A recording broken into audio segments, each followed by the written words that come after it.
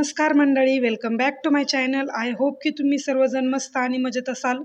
तर आज व्लॉगची सुरुवात मी संध्याकाळपासून केलेली आहे आणि संध्याकाळचे आय थिंक 7-7:30 वाजले असतील. रामला घरात बसून खूप वेळा असं होतं की तो क्रँकी होतो जास्त वेळ, त्यामुळे संध्याकाळच्या वेळेस त्याला बाहेर आणावंच लागतं. कधी त्याचे पप्पा घेऊन येतात तर कधी मी घेऊन येते.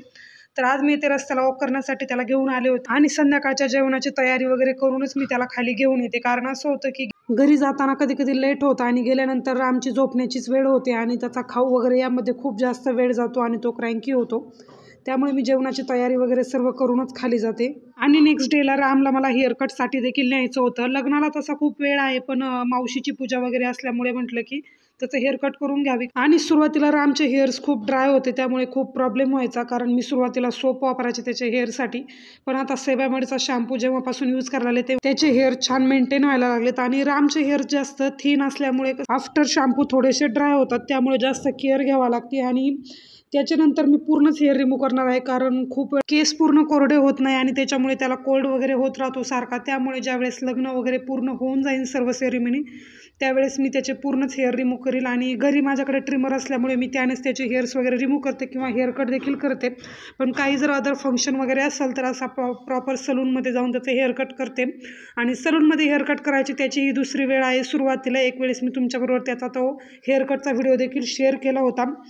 तर आता नेक्स्ट डे आहे आणि या दिवशी आम्हाला मावशीकडे पूजेसाठी जायचं होतं. आणि मावशी माझी सणसवाडीमध्येच राहते आणि हार्डली अर्धा तास लागतो फक्त वाघोलीमधून सणसवाडीमध्ये जायला. आणि मी उबर बुक करूनच जाणार होते, कारण यांना सुट्टी नव्हती. त्या मी एकटीच रामसोबत प्रवास करणार होते. आणि येताना माझ्या बहिणीचा मुलगा देखील आमच्यासोबत येणार होता. तसं मी पुढे तुमच्याबरोबर शेअर करतेच की किती दिवसांसाठी आला होता वगैरे.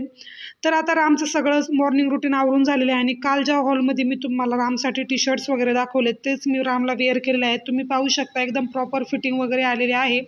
आणि मी नेहमीच कपडे त्याला घेत असताना कधी कधी राम माझ्यासोबत नसतो, पण फिटिंगचा काही इश्यू वगैरे होत नाही आणि प्रॉपर त्याला येतात.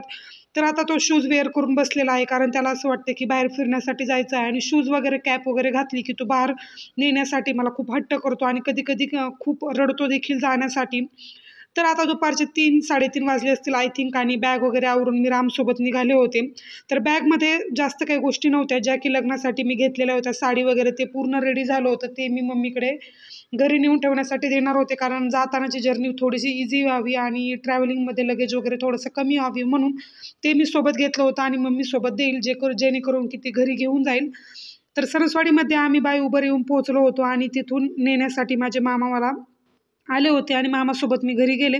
तर ही एक माझी मावशी आहे आणि मम्मी धरून त्या तिघीजणी आहेत. ही सर्वात लहान मावशी आणि जी मधली मावशी आहे तिच्या घराची पूजा होती. आणि घर खूपच छान बांधलेलं आहे त्याने आणि मला ऑल ओव्हर फर्निचर वगैरे सर्वच आवडलं आणि स्टायलिंग वगैरे पूर्ण प्रॉपर खूप छान लुक आलं होतं. आणि राम दुपारच्या वेळेस आलो होतो, त्यामुळे सकाळी सत्यनारायण पूजा वगैरे सर्व आवरलेली होती. फक्त जागरण गोंधळाचा जो कार्यक्रम होता तो संध्याकाळी होणार होता.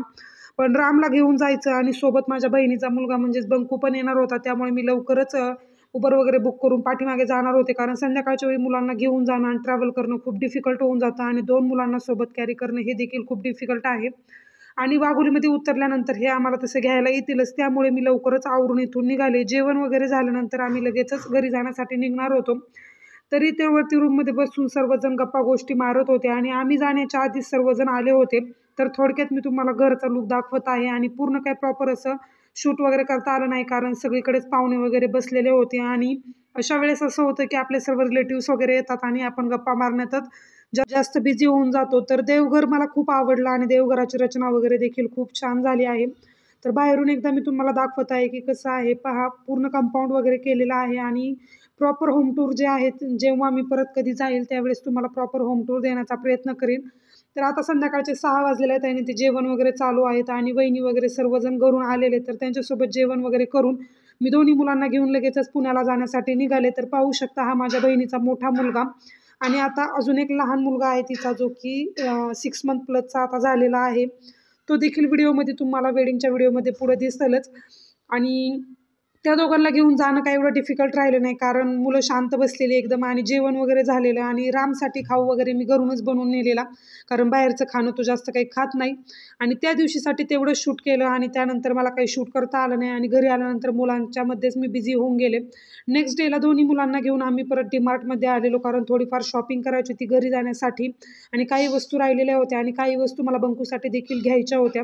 त्यामुळे दोन्ही मुलांना घेऊन आम्ही डीमार्टमध्ये गेलो आणि दोघांची मस्ती चालूच होती. आणि रामला मी ट्रॉलीमध्येच बसवलं होतं, कारण खाली जर त्याला फ्लोअरवरती सोडलं तर कोणती वस्तू घेतो आणि त्यासोबतच खेळायला लागतो आणि किती आवाज वगैरे दिलं तर तो इग्नोर करून त्या वस्तूमध्येच खेळण्यात बिझी होतो. त्यामुळे मी जास्त वेळा काय करते ना, डीमार्टमध्ये गेल्यानंतर त्याला ट्रॉलीमध्येच बसवते, जेणेकरून तो सगळीकडे ऑब्झर्व देखील करतो आणि जास्त क्रँकी व्हायला लागला तर कोणतंही टॉय वगैरे असेल ते त्याला खेळण्यासाठी देते. त्यानंतर डीमार्टहून घरी आलो आणि स्नॅक वगैरे आम्ही बाहेरच घेतलं होतं आणि सकाळी लवकरच आम्ही घरून गेलो होतो, त्यामुळे जेवायला अजून टाईम होता. आणि आता दुपारचे 11 11:30 वाजले असतील आणि दुपारच्या वेळेस मुलांची इथे मस्ती चालू आहे आणि दोघं जण एकमेकांसोबत खूप छान टाईम स्पेंड करत होते. आणि बंकू दादा आल्यामुळे राम देखील त्याच्यासोबत खूप बिझी झालेला आणि खूप छान खेळत होता, क्रँकी वगैरे अजिबात होत नव्हता. आणि तो आमच्याकडे 3 दिवसासाठी आला होता आणि 3 दिवसानंतर लगेचच आम्ही मामाच्या घरी म्हणजेच माझ्या माहेरी जाणार होतो. आणि नेक्स्ट व्लॉगमध्ये देखील रामची आणि बंकूची मस्ती तुम्हाला तशी दिसेल. तर चला, आजचा हा व्लॉग मी इथेच एंड करते. आय होप की तुम्ही नेहमीप्रमाणे हा व्लॉग देखील एन्जॉय केला असेल. जर व्हिडिओ आवडला असेल तर व्हिडिओला लाईक आणि चॅनलला सबस्क्राईब करायला अजिबात विसरू नका. भेटूयात नेक्स्ट व्लॉगमध्ये. तोपर्यंत बाय बाय.